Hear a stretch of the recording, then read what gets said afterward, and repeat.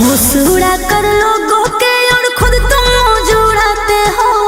गुंडे भी फाइनेंसर भी फाइनेंसर भी और क्या क्या करना चाहते हो।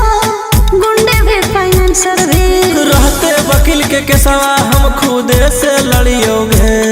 हम खुदे ही और सरकार सबके बस में रखियोगे। हम खुदे ही और सरकार सबके बस में रखियोगे। कोर्ट कचहरी थाना सबके खौफ में रखियोगे। हम खुदे ही और सरकार सबके बस में रखियोगे। हम खुदे ही और सरकार सबके बस में रखियोगे।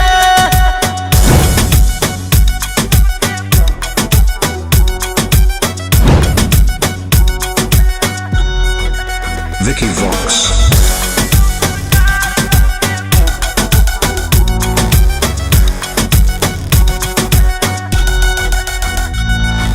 जिकरा से यारी रखो ही यारी खूब निभाओ ही।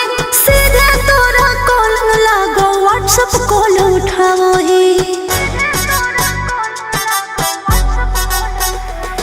हम मजनू नहीं उजेला लेकिन पर माराबो। जे करतौ हमर मान छौड़ी उहे कराबो। रोक टोक ना करो कोई कलक हम जे करियोगे। हम खुदे ही और सरकार सबके बस में रखियोगे। हम खुदे ही और सरकार सबके बस में रखियोगे। कोर्ट कचहरी थाना सबके खौफ में रखियोगे। हम खुदे ही और सरकार सबके बस में रखियोगे। हम खुदे ही और सरकार सबके बस में रखियोगे।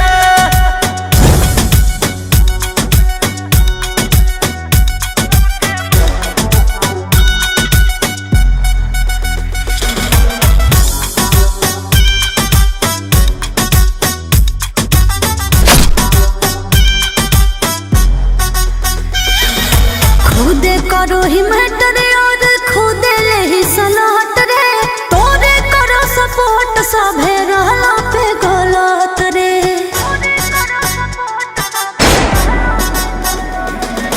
केरा में हो गई हिम्मत के जे बोलते मोर खिलाफ।